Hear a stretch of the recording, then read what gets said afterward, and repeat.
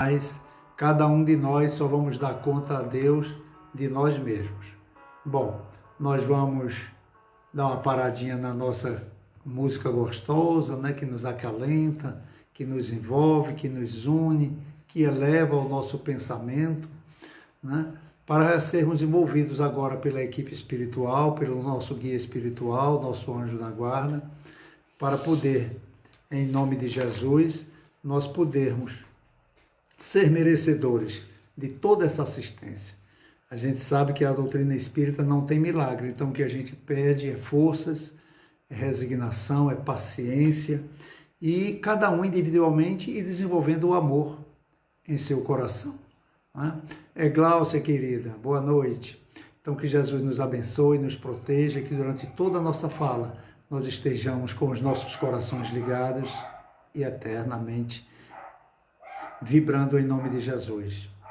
O tema de hoje, né, ele está no capítulo 23º do Evangelho do Segundo Espiritismo, que o senhor Allan Kardec intitulou de Moral Estranha, porque ele trata de passagens de Jesus que certas palavras vão de encontro com a maneira doce, amorosa e meiga de Jesus falar. Por isso que Kardec chamou esse capítulo de Moral Estranha. Então seria preciso um estudo minucioso do significado na época, né, de certas palavras, qual o seu verdadeiro sentido, né, e como ela era aplicada para o povo.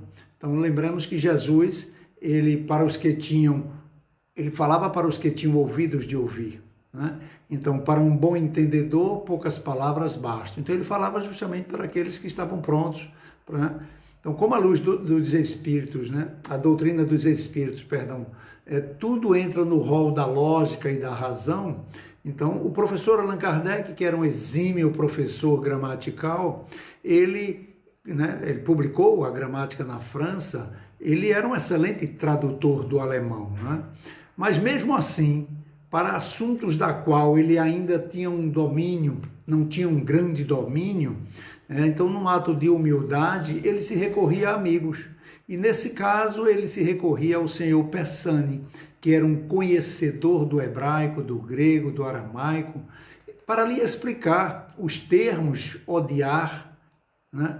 E que tantos outros que nós vamos ver a seguir, que Jesus empregou em toda a sua boa nova, né? Então, o senhor Persani lhe explica que odiar era um termo usado no sentido de comparação, e não, como entendemos, né, literalmente, ao pé da letra, né? Era apenas para comparar, né, os tipos de amor, né? Então, o senhor Kardec, por uma questão de valorizar o trabalho em equipe, né, que é uníssono com a lei de sociedade, né, o senhor Kardec fiel a essa lei de sociedade, ele publica sempre no rodapé do texto aqueles que sempre colaboraram com ele na codificação. E no caso o senhor Persani está lá no rodapé deste capítulo. Então é uma lição para nós espíritas, deixando claro que não sabemos de tudo, né? Sempre precisaremos um dos outros, né? Primeiro os espíritas encarnados, né, que nos inspirarão para que os amigos espirituais também possam participar. Porque muitas vezes a gente corre no erro de pedir ajuda logo aos espíritos. Não, existe já muitos trabalhos relatados, científicos, espíritas, comprovados por médiuns respeitáveis. Então, são trabalhos que cabe a gente se debruçar nas obras e estudar, e não ficar o tempo todo incomodando os espíritos, que ele tem muito mais que fazer do que dizer o sinônimo de uma palavra para nós. Então, assim nós estamos agora realizando nesse momento. É isso que nós estamos fazendo. Apesar dos espíritos amigos estarem conosco, nós precisamos um dos outros para nos fortalecer nessa vibração de fé pelos nossos entes queridos que já partiram, os desempregados, né? Os que estão com ideias suicidas, as jovens que estão com ideias de aborto, né? Lares que estão em estado de perturbação. Nossa vibração é nesse sentido, nesse momento, para que essa paz comece em nós e se espalhe aonde nós estivermos. Então, portanto, no Evangelho de Lucas, no capítulo 14, versículo 25 e demais, trazem situações que o senhor Allan Kardec tratou-as como estranhas. né, se atribuídas literalmente a Jesus. Era da cultura dos hebreus a interpretação, ao pé da letra, sobre as passagens proféticas, onde muitas colocações divergiam dos ensinamentos de Jesus, como a dissolução da família, né? Como aqui ele diz a uma multidão que o seguia: se alguém vem a mim e não odeia seu pai e sua mãe, sua mulher e seus filhos, e seus irmãos e irmãs, mesmo que sua própria vida, não pode ser meu discípulo. Então imagine isso literalmente na boca de Jesus, né? Então, ou não foi ele que disse, e se foi, tinha um outro sentido. Então odiar para os judeus significava amar menos, né? Amar menos. Então aqueles que não amar menos a sua família, seus entes queridos, do que a Jesus, não é digno de segui-lo. Porque pelo nosso nível de imperfeição, a gente já sabe qual vai ser o nosso aprendizado, né, na maioria das vezes, com aqueles que estão no nosso mesmo nível evolutivo, né? Então Jesus diz: amar a Deus sobre todas as coisas e amar ao próximo como a si mesmo, mas como eu vos amei. Como eu vos amei. Então é diferente, né? A gente tem que amar esse próximo como Jesus nos amou. Então a gente precisa aprender que amor é esse que Jesus se dedicou a nós, que o seu evangelho é todo esse convite para acompanhá-lo e vibrar com ele. Então como foi que Jesus nos amou? Ele examinou quem somos, verificou o nosso vir e o nosso a ser, né? Nosso vir a ser, nos aceitando como somos e nos dando a chance de evoluirmos para a frente, para o alto, mesmo que vez por outra, né, nós possamos tropeçar. Afinal de contas, somos espíritos imperfeitos, estamos no processo de evolução, onde as quedas farão parte do nosso combate ao orgulho e à vaidade, já que o Evangelho não está conseguindo realizar com eficiência por nossa imprudência, né? Nossa má vontade. Então, os estudos sobre as palavras de sua época é importante para não radicalizarmos e cometermos barbaridade. Já pensou em Mateus capítulo 6, versículo 5? Diz: se tua mão for motivo de escândalo, é melhor cortá-la ou arrancá-la. Não ia ter ninguém com mão, só ia ter cotó nesse mundo de Deus. Na verdade, eu mesmo já estava aqui sem as duas mãos. Porque quantas coisas equivocadas a gente faz com as mãos, né? Em pensamento principalmente, né? Ah, se eu pudesse, né? Quando a gente vê na televisão um crime bárbaro, violento, contra uma criança, contra um ancião, e às vezes sai da nossa boca uma violência que a gente faria se pudesse, né? E se está perto. E não é isso que Jesus pediu.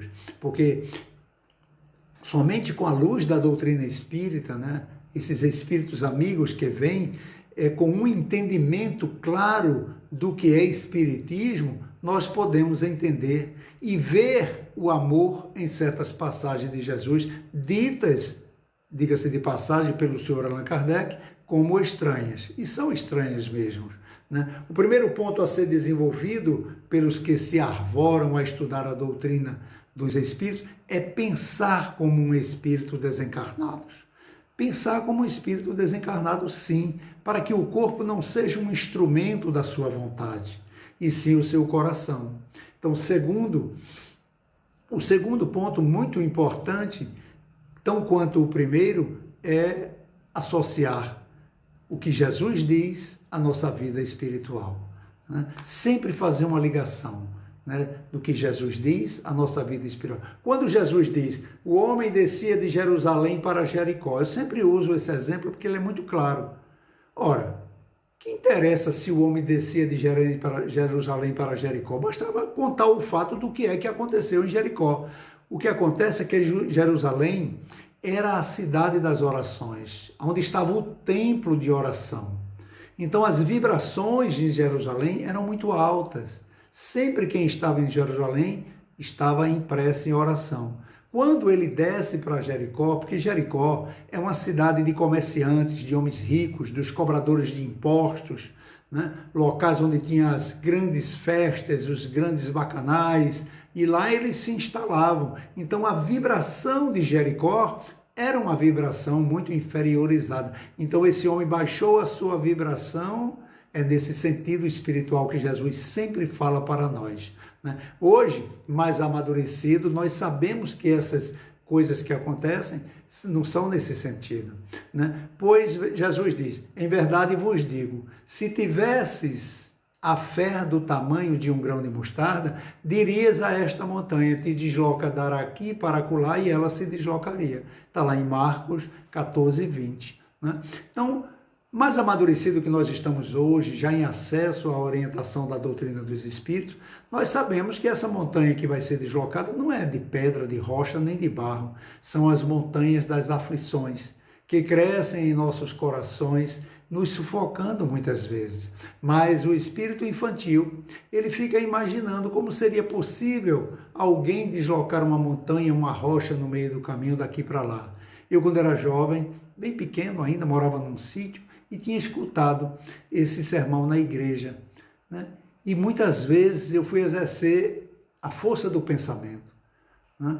E eu olhava para uma manga que estava muito alta, minhas pedras não conseguia derrubar, para ver se com a força do pensamento eu derrubava. Até hoje eu estou com vontade de comer manga, porque precisa da fé, não é só de força. É preciso entender como é que é essa ligação, porque não cai uma folha de uma árvore sem a vontade de Deus. Eu vou passar por cima da vontade de Deus e fazer aquela fruta cair fora da hora, né? Então é infantilidade nossa, né?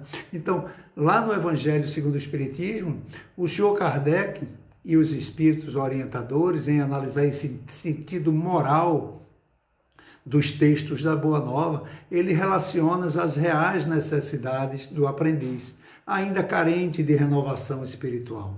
No capítulo 23º, intitulado Moral Estranha, no item 9 a 17, nós vamos observar o zelo do codificador em tornar claro esse esclarecimento do Evangelho de Lucas 14, 25, de modo que não venha sobre o jugo da letra interpretar o Evangelho fora do seu amplo sentido educativo como cartilha da vida. Mesmo assim, não são poucos os que se detêm na superfície dos ensinamentos, partem para discussões etéreas, desenvolvendo polêmicas inúteis, né? Como descobrir se o corpo de Jesus era fluídico, né? Qual o sexo dos anjos, que importa? O que importa é a mensagem que o homem e a mulher, o Espírito deixou. Essa mensagem é que é importante, né? Como diz Santo Agostinho, né?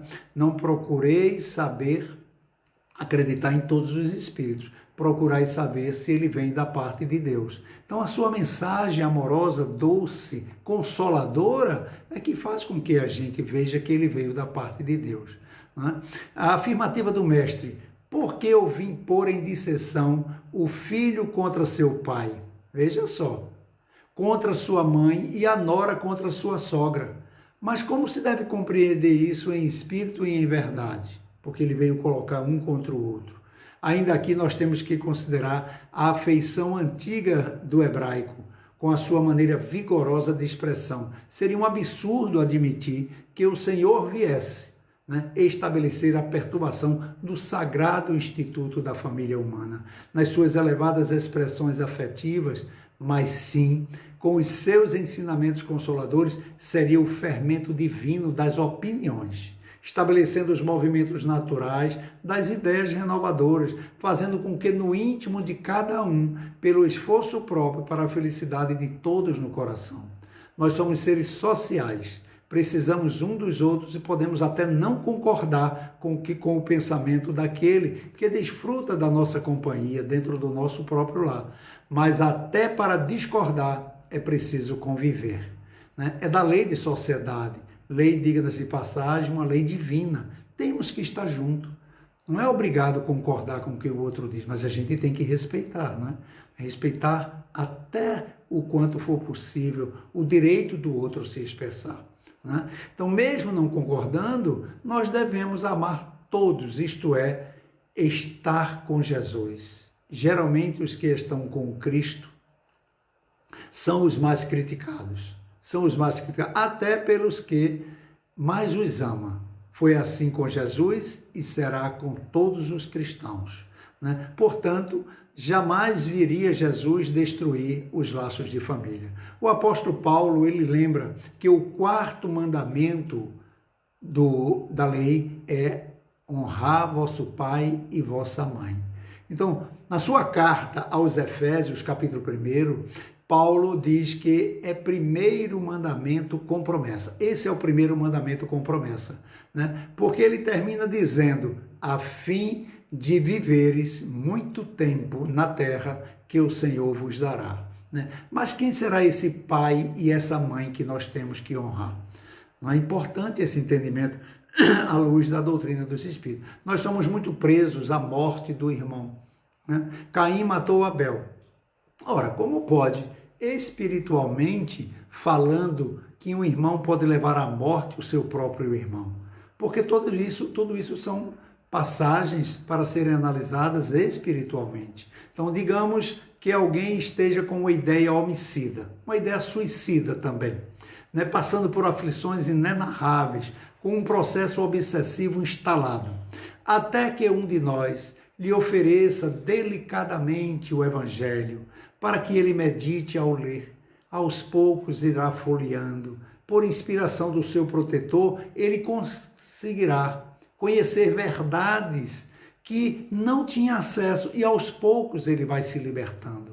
Exemplificando a palavra do Mestre, conhecereis a verdade e a verdade vos libertará. Então ele vai se libertando daquelas aflições que estavam levando ele a atos que talvez ele não tivesse nem consciência do que iria fazer. Ele vê motivos e razões que ele não conhecia, renova suas forças, e aquele homem que queria se matar, por encontrar-se em depressão profunda e influência maléfica, tenaz, morre. Ele morre, ou seja, o irmão matou o irmão aflito ao estender-lhes mãos amorosas, ofertando-lhes o que ele tinha de mais precioso, o Evangelho do Mestre. Morto o irmão complicado, nasce o outro cheio de esperanças na promessa do Cristo. Então é assim que nós vamos lidando, matando o homem velho primeiro que habita dentro de nós e oferecendo através do nosso exemplo, do nosso comportamento, das nossas atitudes, aqueles que dividem conosco o mesmo teto, dentro do nosso ambiente de trabalho, na nossa relação social, a oportunidade deles se interessarem de saber como é que tu nascesse de novo. Exarado no Evangelho de Mateus 11, 28 a 30, vinde a mim todos vós que estáis aflitos e sobrecarregados, eu vos aliviarei.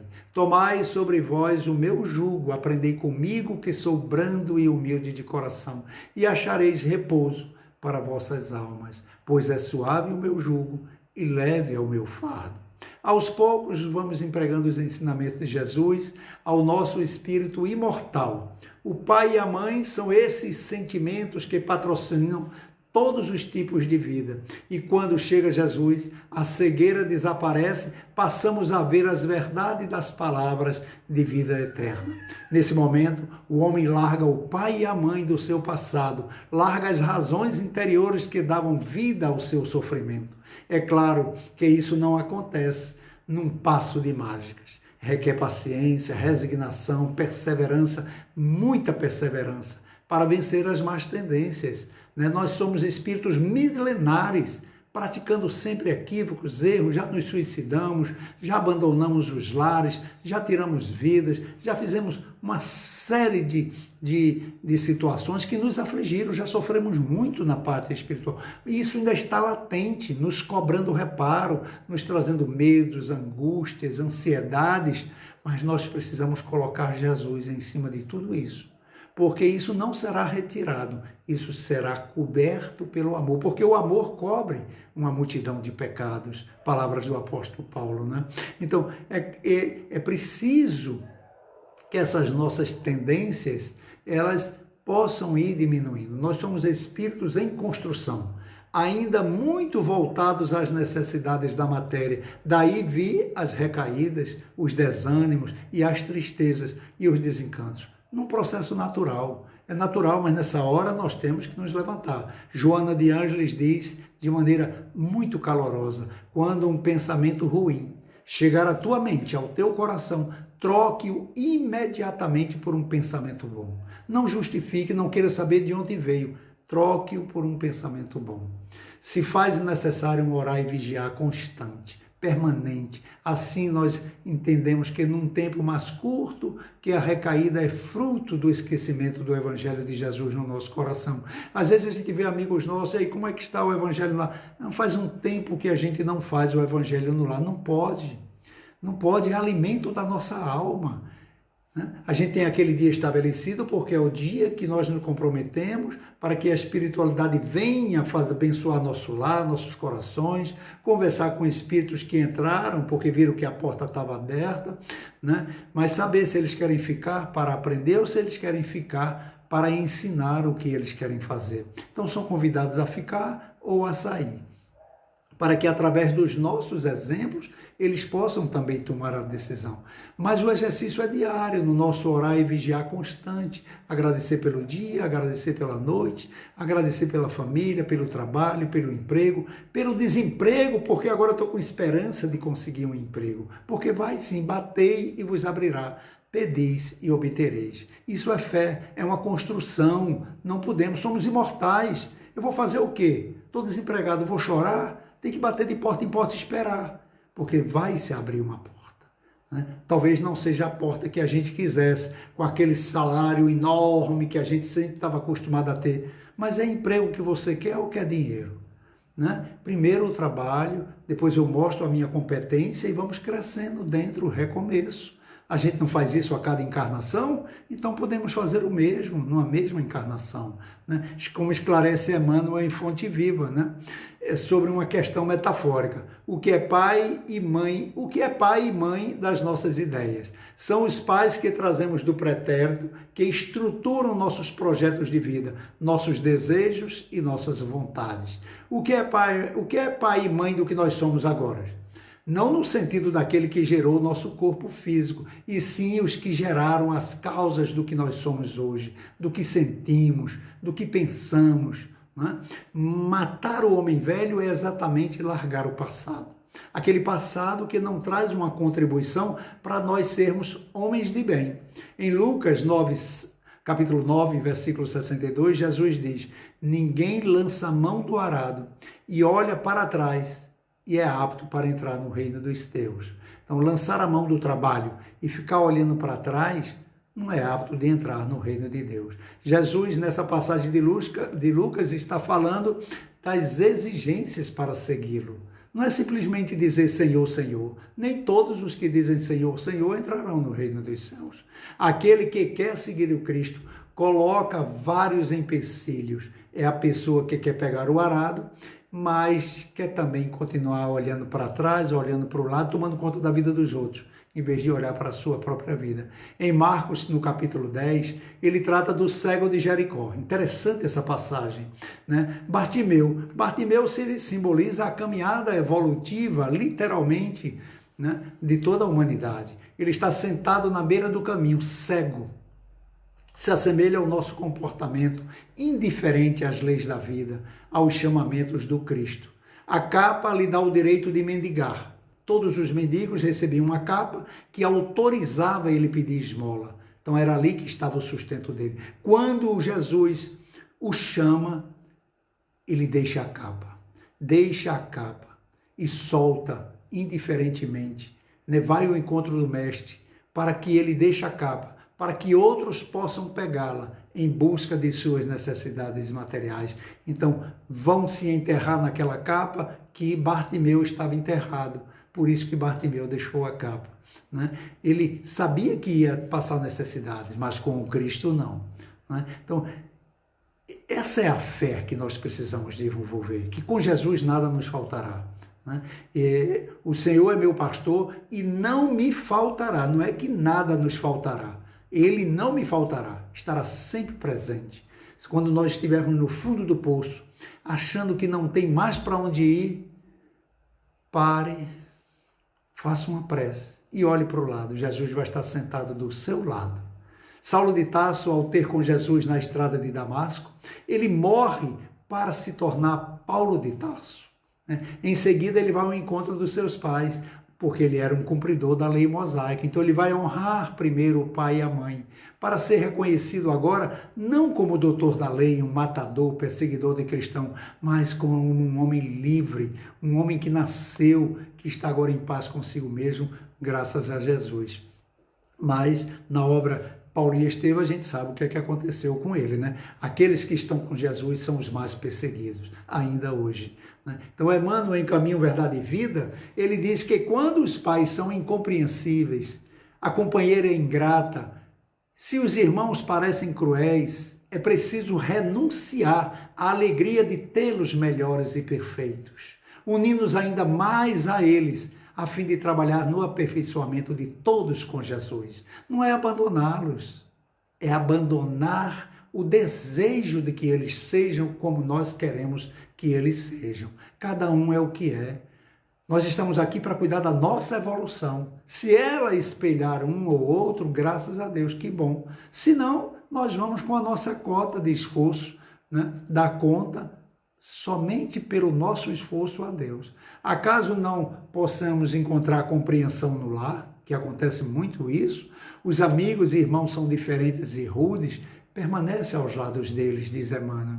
Mesmo assim, permanece ao lado dele, esperando para mais tarde a alegria de encontrar, né, os que se afinam perfeitamente contigo. Sempre tem um com mais afinidade para reforçar como nós estamos agora, né, engrossando essa fileira de vibração. Somente desse modo renunciarás os teus, fazendo-lhes todo o bem por dedicação ao Mestre, e somente com semelhante renúncia alcançarás o reino da vida eterna.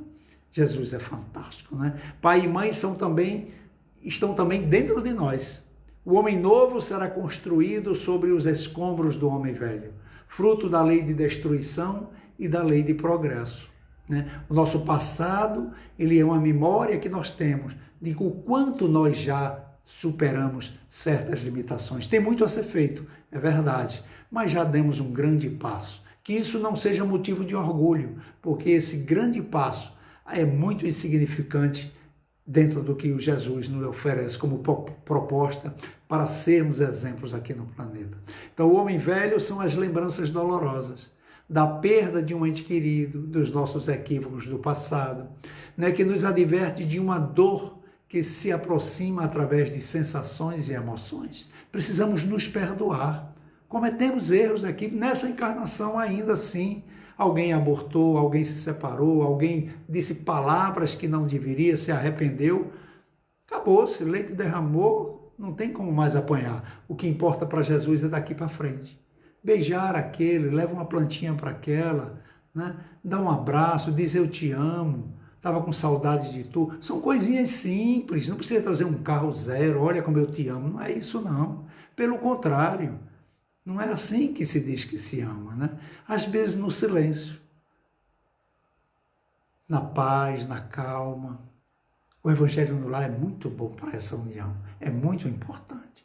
Emmanuel nos abre a visão para os nossos impulsos adormecidos, né? Porque se ainda temos incompreensões, adversidades, intolerâncias, estejamos atentos. Viver em um processo interminantemente de enterrar tudo que não produz a felicidade, o que não tem vida, o que já está morto. As provações são frequentemente, né, na nossa vida. O bom cristão, ao sair de casa, ele diz: Senhor, permita que aonde eu estiver, que eu veja meus irmãos como tu vês. Logo mais na frente, acontece um fato inusitado, ou mesmo em casa assistindo o jornal, né, que só sai coisa dolorosa, não aconselho nem assistir, e me policio muito para não ver, né? Então aparece uma situação, um fato inesperado, e vem aquele impulso, toma conta da alma da gente, a emoção aflora, muitas vezes sem controle, dependendo de quem seja aquele próximo, com quem foi que mexeu, e aí acontece que tudo que estava nos escombros renasce.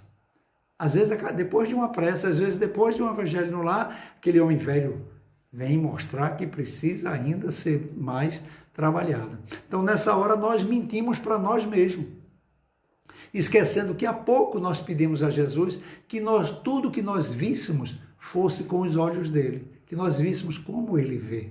Quando Jesus disse, deixai os mortos o cuidado de enterrar seus mortos, ele se referia àqueles que ainda não haviam despertado para o autoconhecimento, ainda agiam pelos impulsos inferiores das emoções.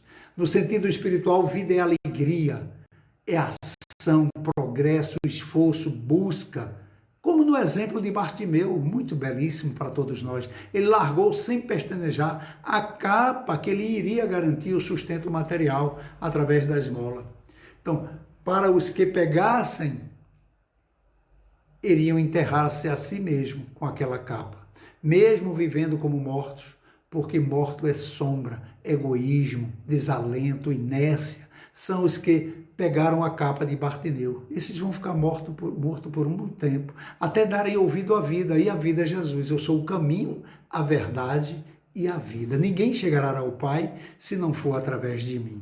Então o Espírito Sheila, através do nosso querido Chico Xavier, na obra Passos da Vida, ela diz, se na presença de alguém te constrange a sofrer penosa impressão de mágoa, conduzindo-te a vibrações desequilibradas, fará em ti um ponto morto, reclamando-te de boa vontade, para que assim lhe extinga a perigosa existência.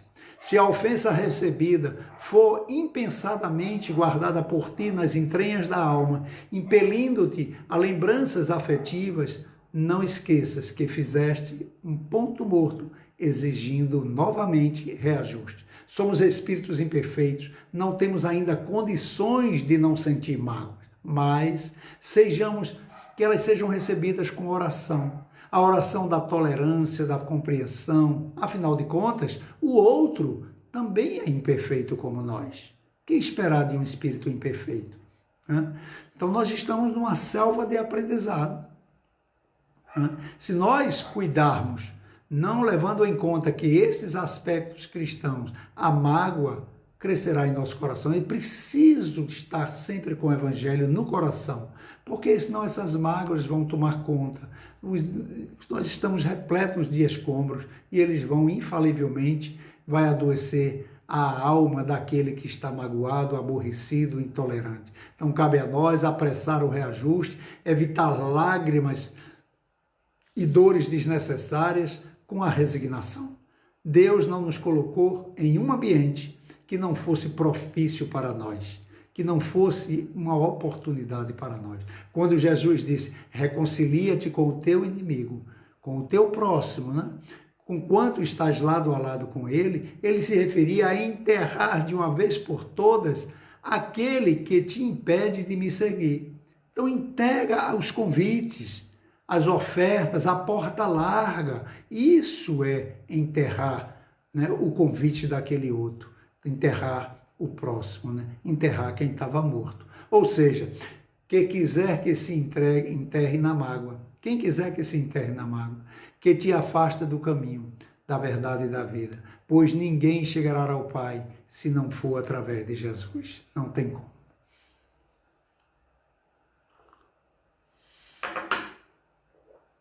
Então, em Lucas, no capítulo 17, versículo 20 a 24, ele diz, como os fariseus lhe perguntassem, como vem o reino de Deus? Ele respondeu, o reino de Deus não virá de modo que possa ser notado. Não se dirá, ele está aqui, ali ou acolá, porquanto o reino de Deus está dentro de vós.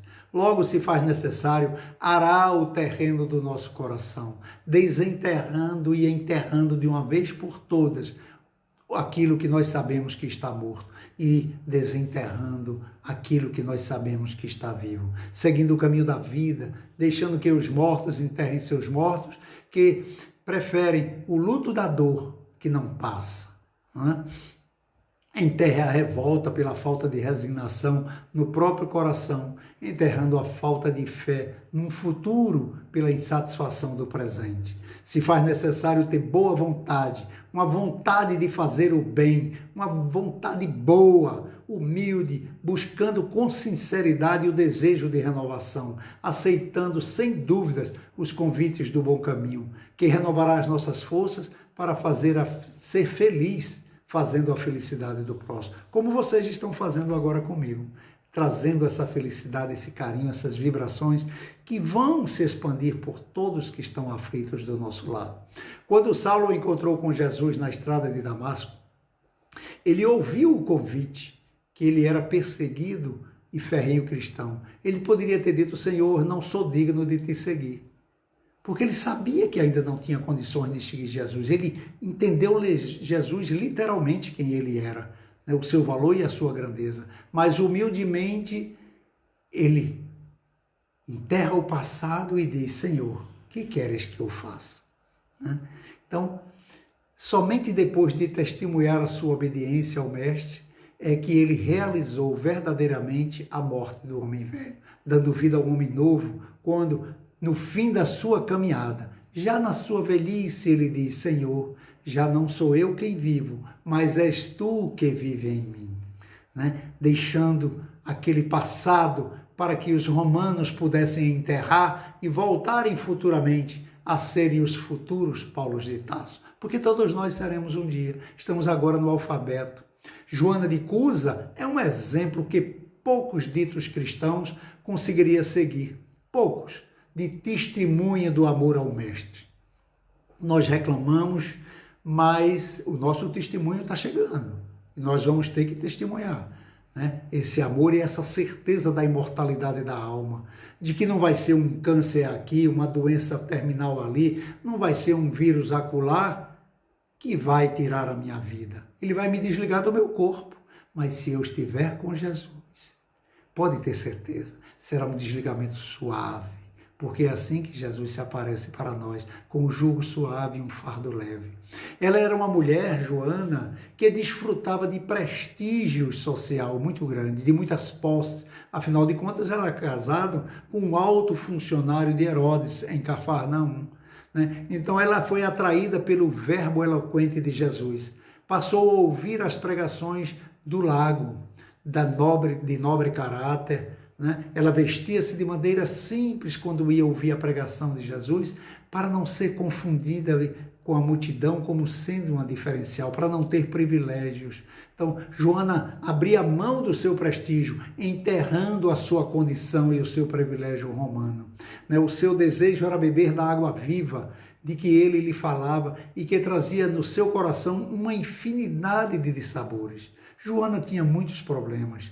Né? Ela amargurava-se pela atitude do esposo, que, para manter uma posição social com os intendentes de Roma, ele gozar daquele prestígio, tinha hora que ele frequentava os templos de Jerusalém, adorava os deuses romanos, e horas ele ficava indefinido de qual segmento ele... E isso fazia Joana sofrer, porque ela queria que ele aceitasse Jesus.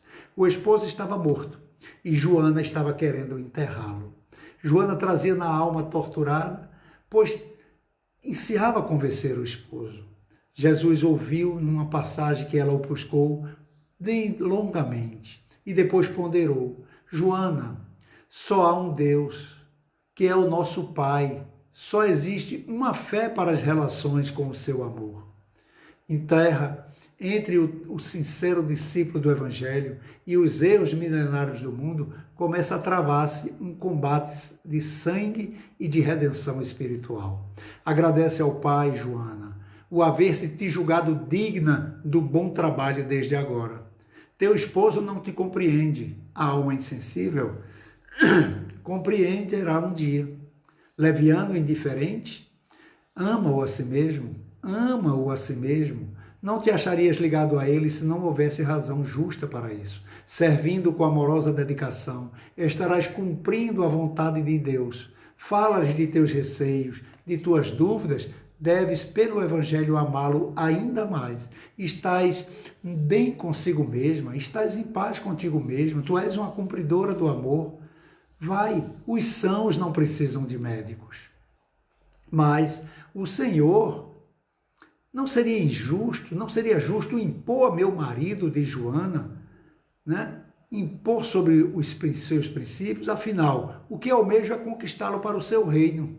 O Cristo sorriu e com serenidade lhe recomendou: Deus não impõe sua verdade e o seu amor a ninguém. O pai não impõe a reforma de seus filhos, mas os esclarece no momento oportuno. Ele não extermina as paixões, antes as transforma o que estava morto, Joana, porque um dia o que estava morto viverá. Deus não trava lutas com suas criaturas. Ele trabalha em silêncio por toda a criação. Retorna para casa, Joana. Ama teu esposo como o material divino que Deus colocou em tuas mãos para que talhes a obra do teu amor. Ouvindo assim, Joana, ela deixa seu esposo morto para uma vida saudável, para que ele enterre o seu próprio coração, seus vícios, a sua inércia, a sua ganância, o seu desejo desenfreado de poder, até que os frutos da dor faça-o acordar pela vida, que terá um começo árduo, mas que através da misericórdia divina de Deus, um dia ele sairá vencedor, como todos nós estamos saindo. Jesus, com sua doçura, envolve Joana de pura fé. Quando fores convocada ao esclarecimento, fala com palavras doces ou enérgicas, conforme as circunstâncias, mas vive a mensagem que te penetrou na alma, pois que teu exemplo falará mais alto ao coração daquele que Deus te colocou como esposo. A mulher de Cusa gravou o ensino do mestre e retornou ao lar. Deixou assim seu esposo enterrar-se a ele mesmo os mortos que lhe convidavam à ilusão.